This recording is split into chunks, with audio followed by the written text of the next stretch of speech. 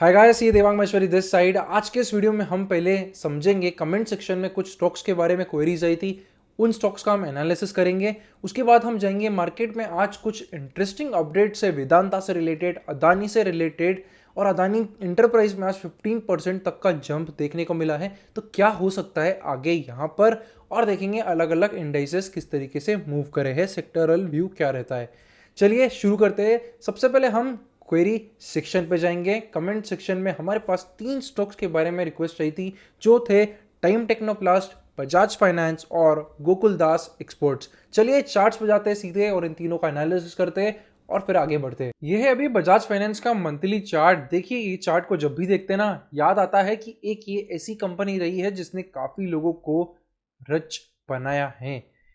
अब क्या एक सवाल ये आता है कि ये जो ओवरऑल रन रहा है, क्या यहाँ से उतना ही तेज रन वापस आ सकता है, या यहाँ पर हमें थोड़ा कॉशियस होना चाहिए और इसके प्रीमियम वैल्यूएशंस को भी ध्यान में रखना चाहिए।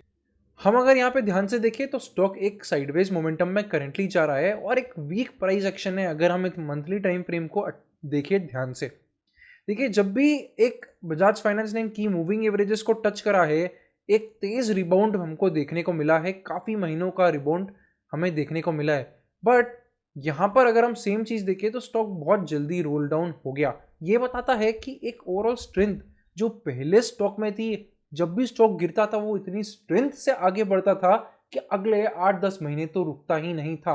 पर अगर हम अभी वही चीज देखें तो यहाँ पर वो स्ट्रेंथ, इस बार की जो जंप आई थी, वो स्ट्रेंथ यहाँ पे थी मिसिंग। ऊपर की साइड है, आपको देखिए की रेजिस्टेंस जो है अराउंड लेवल्स 7,900 8,000 के आसपास का ये लेवल है। ओके, जहां से की रेजिस्टेंस हमको देखने को मिल रहा है और 5,300 5,400 एक अच्छा सपोर्ट जोन बन जाता है। तो आगे हो ये सकता है कि स्टॉक एक साइडवेज कंसोलिडेशन में चले जाए, तो one of the best investing opportunities at the current moment तो नहीं लगती है, क्योंकि यहाँ पे एक स्लोडाउन है जो ओवरऑल प्राइस एक्शन में दिख रहा है। ठीक है, नेक्स्ट स्टॉक पे बात करते हैं, वो है टाइम टेक्नोप्लास्ट। टाइम टेक्नोप्लास्ट देखिए आप, स्टॉक जो कंटिन्यूस नॉन स्टॉप 1 2 3 4 5 6 मंथ है जहां स्टॉक नॉन स्टॉप गिरते जा रहा है। ओवरऑल करेक्शन 32% का आ गया है इस 6 मंथ में। स्टॉक में अभी अगर हम देखें तो एक क्लीन डाउनवर्ड ट्रैजेक्टरी पे स्टॉक चल रहा है। चलिए इसकी वीकली चार्ट पे जाते हैं, तो आपको दिखेगा यहाँ पे क्लीन डाउनवर्ड मूवमेंट है जो चल रहा है। ऐसे कुछ रिवर्सल के साइंस हमें अभी तक नहीं दिखते हैं। अगर हम इस ब्रेकआउट को देखें जो यहाँ पर हुआ था, तो ये ब्रेकआउट पूरी तरीके से रिवर्स हो चुका है।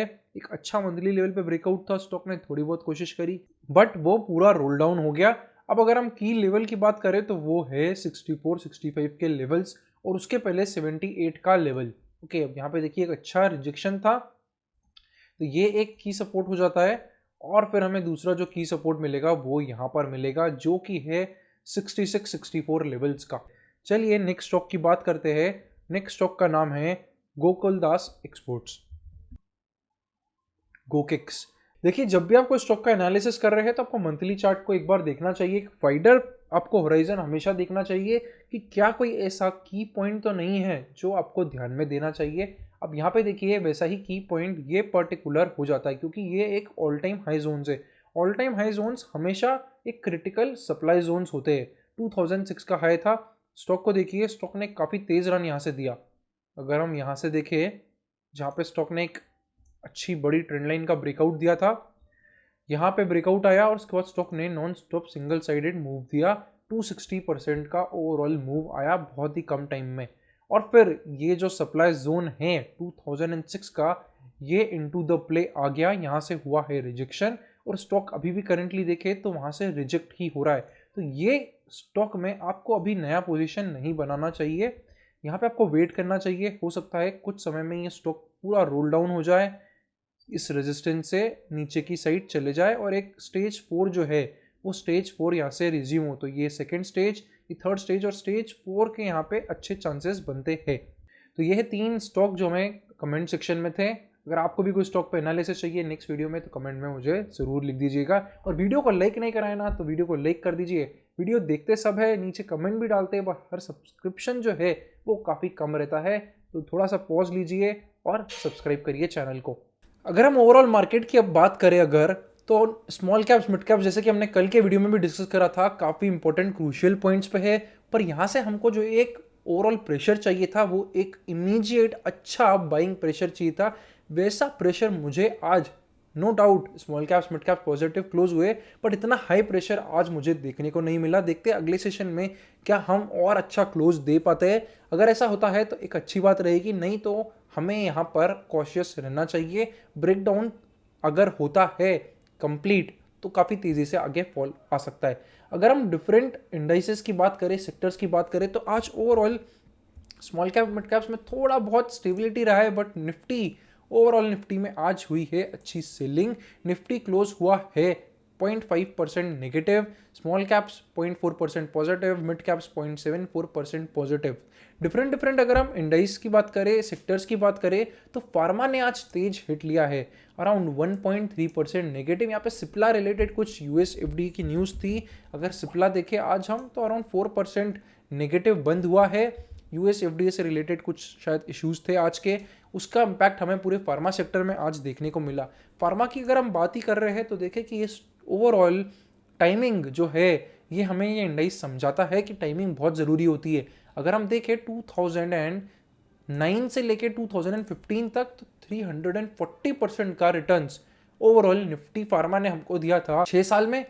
पर अगर हम 2015 से अभी तक देखें अगर निफ्टी फार्मा को, तो हमें मिला है रिटर्न जो है -10% का। इसलिए टाइमिंग बहुत इंपॉर्टेंट चीज़ होती है स्टॉक मार्केट में।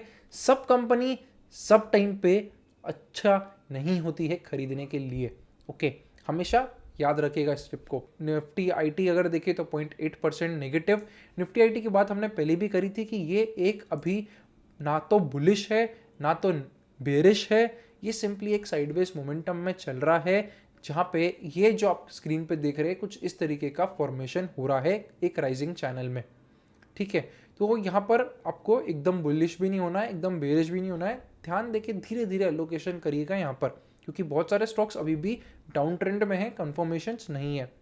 पीएसयू बैंक की बात करें तो थोड़ा आज इसमें सपोर्ट मिला है, 0.4% तक ऊपर बंद हुआ है। Nifty auto 0.45% positive, infra 0.29% negative. Overall अगर हम देखें तो एक तरीके का फ्लैट या हल्का फुल्का अप डाउन चला, कुछ खास ना तो बाइंग मिली, कुछ ना खास ना तो हमें आज सेलिंग मिली। अगर हम एडवांस डिक्लाइन रेशियो की बात करें तो आज का एडवांस डिक्लाइन रेशियो 0.96 रहा है, यानी कि बहुत क्लोज टू 1 रहा है। मतलब क्या है इसका मतलब ये है कि आज 50% स्टॉक जो थे वो पॉजिटिव बंद हुए हैं और अराउंड 50% स्टॉक जो है वो नेगेटिव बंद हुए हैं। जैसा कि मैंने आपको बोला, थोड़ा बहुत ऊपर नीचे मूवमेंट हुआ, किसी भी साइड बहुत ज़्यादा हमें एक्सेप्शनल चीज़ें नहीं देखने को मिली है। अगर हम बात करें एफआईआई की, तो आज से फिर एक अच्छी सेलिंग हुई है एफआईआई की। 4500 करोड़ का ओवरऑल एफआईआई ने आज सेलिंग करी है। डीआई का नेट बाइंग जो रहा है वो रहा है 4600 करोड़ का। ओके, अब बात करते हैं दो इंपॉर्टेंट स्टॉक्स के बारे में। सबसे पहले वेदांता के बारे में। वेदांता अगर हम देखिए 4-5 दिन में अराउंड 14-15% तक का करेक्शन आया है। आज अगर हम देखें तो 6% तक का फॉल सिंगल डे हमको देखने को मिला है। तो अब यहाँ पे चल क्या रहा है एक्चुअली, देखिए वेदांता की इंटरनेशनल बोरोइंग भी थी, इनकी इंटरनेशनल एक कंपनी भी है वेदांता रिसोर्सेज, तो एक अच्छी बॉन्ड्स में बोरोइंग थी। हुआ क्या कि कंपनी एक ओवरऑल डेट स्पाइरल में फंस चुकी है। ठीक है, ओवरऑल डेट ज़्यादा हो चुका है। इसके कारण कंपनी कोशिश कर रही थी कि हम किस तरीके से कुछ पैसा निकाल पाए, मोनेटाइज कर पाए अपनी असेट से। तो यहाँ पर कंपनी जो उनका इंटरनेशनल जिंक बिजनेस था, वो हिंदुस्तान जिंक जो कि एक सब्सिडरी है वेदांता लिमिटेड की, तो वेदांता अपने एक इंटरनेशनल बिजनेस को अपनी एक सब्सिडरी को बेचना चाह रही थी, जिससे कि वहाँ से पैसा आए और वो अपने जो बॉन्ड्स मैच्योर होने वाले हैं कमिंग मंथ्स में उसका रीपेमेंट कर दे। बट हुआ ये है कि हिंदुस्तान जिंक में गवर्नमेंट की भी होल्डिंग है अराउंड 28-29% की। तो गवर्नमेंट ने बोला कि ये जो परचेज का ट्रांजैक्शन हिंदुस्तान जिंक कर रही है वेदांता से, वो हमें नहीं समझ में आ रहा, हमें लग रहा है वैल्यू ज़्यादा है, आप कोई और तरीका निकालो, ये हम सहमति नहीं देते हैं ये करने के लिए। तो यहाँ पे जब गवर्नमेंट ने अपोज कर दिया, क्योंकि उनका ओवरऑल परसेंटेज होल्डिंग अच्छी है, मैटर करती है, इसलिए ये डिसीजन आगे नहीं जा पाया। और वेदांता की जो प्रमोटर्स के पास ये रास्ता था जिसपे वो डिपेंड कर रहे थे इन बॉन्ड्स के रीपेमेंट के लिए, वो एकदम से क्लोज हो गया। अब हुआ ये कि इसके कारण जो बॉन्ड्स मैच्योर होने वाले थे उन पे अनसर्टेनिटी बढ़ गई तो वो वॉलेटाइल हो गए। अब क्योंकि वो वॉलेटाइल हो गए तो जो शेयर है वो भी वॉलेटाइल हो गया और हमें ये सेलिंग देखने को मिली। बात करते हैं अगर हम वेदांता कहाँ जाके रुक सकता है, क्या इसके की सपोर्ट जोन रहेंगे, तो अराउंड 200-205 का एक इंपॉर्टेंट सपोर्ट जोन हो जाता है वेदांता पे। वहाँ पे आके हमको वापस से एक बाइंग मिलनी चाहिए। पर अगर आप ये कंपनी होल्ड कर रहे हैं तो यहाँ पे काफ़ी न्यूज़ आने वाले टाइम में हमें रोज़ रोज़ बेसिस पे मिल सकती है, तो ध्यान रखिएगा उस बात का और स्टॉप लॉस को फॉलो ज़रूर करिएगा, क्योंकि ऐसे डेट वाले जो केसेस है ना ये बहुत एक्सट्रीम तक चले जाते हैं। सेम हमने अदानी में भी देखा और काफ़ी स्पाइरल में घुसते जाते। तो हम एज ए इन्वेस्टर इतनी कॉम्प्लिकेटेड चीज़ में मैं हमेशा सजेस्ट करता हूँ थोड़ा दूर रहिए, ज़्यादा हमें कॉम्प्लिकेसीज में नहीं घुसना है इक्विटी मार्केट्स में। दूसरी चीज़ अगर हम देखें अभी तो जीडीपी के नंबर्स आ गए हैं। जीडीपी में जो ईयर ऑन ईयर ये क्वार्टर की ग्रोथ आई है वो आई है 4.4%। ठीक है, एस्टिमेशन इससे ज़्यादा का था, तो ये एक नेगेटिव इम्पैक्ट है। थर्ड, अगर हम एक इंपॉर्टेंट चीज़ की बात करें तो अदानी ग्रुप, आज अगर अदानी एंटरप्राइज की देखें हम तो 15% तक का जंप आया है। काफ़ी सारे अदानी स्टॉक्स आज पॉजिटिव हुए, एक अच्छे नोट पे बंद हुए हैं। तो क्या यहाँ पे एक बुल का रिवाइवल हो सकता है, क्या वापस से स्टॉक अपने ऑल टाइम हाई पे जा सकते हैं? देखिए, अगर आप ओवरऑल करेक्शन देखेंगे ना इन कंपनीज में तो 75-80% तक का करेक्शन सिंगल साइडेड हो चुका है। ठीक है, अब ऐसा नहीं होगा कि इसके बाद ये रोज ही गिरते जाएगा।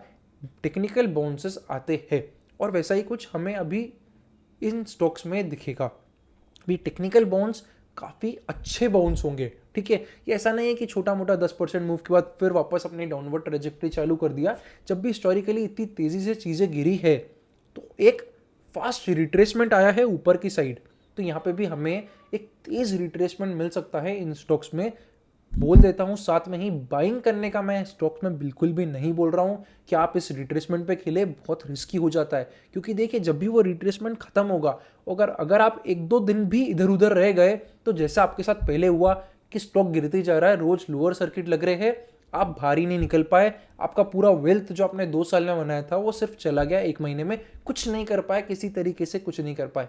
ठीक है, इसलिए ऐसे बाइंग और ऐसी ट्रेडिंग अपॉर्चुनिटीज़ में अदानी में मत घुसना, क्योंकि वो जिस भी दिन रिवर्स हो जाएगा, और ये आप एग्जैक्टली नहीं बता सकते कि किस दिन रिवर्स होगा, पर जिस भी दिन रिवर्स होगा वापस से पता पड़ा लोअर सर्किट लगते गए, आपको फिर से मौका नहीं मिलेगा, अननेसेसरीली फंस जाओगे। इसलिए इस पर ट्रेडिंग अभी मत करिए, अदानी में बहुत ज़्यादा रिस्की हो जाता है। बट ये बाउंस जो है ये अच्छा बाउंस आ सकता है। कुछ केसेस में जो बाउंस आते हैं इतनी फॉल के बाद बहुत कम टाइम में 50% 60% तक जो लोअर प्राइस है उधर से ऊपर की साइड 50%, 7%, 70% तक का बाउंस बैक आ जाता है। ठीक है, तो अगर आने वाले टाइम में आपको ऐसा दिखे तो बिल्कुल एक्साइट नहीं होना है, बहुत नॉर्मल चीज़ है, समझना है उसको, और उसमें फ्लो में हमको स्टॉक में नहीं घुसना है, वो भी आपको याद रखना है। तो ये कुछ इंपॉर्टेंट न्यूज़ थी जो मार्केट से आज मुझे लगा आपके साथ डिस्कस कर लेनी चाहिए। मिलते हैं फिर से अगले वीडियो में, और अगर चैनल को सब्सक्राइब नहीं करा है तो सब्सक्राइब जरूर कर दीजिएगा। Thank you for watching. C A Devang Maheshwari.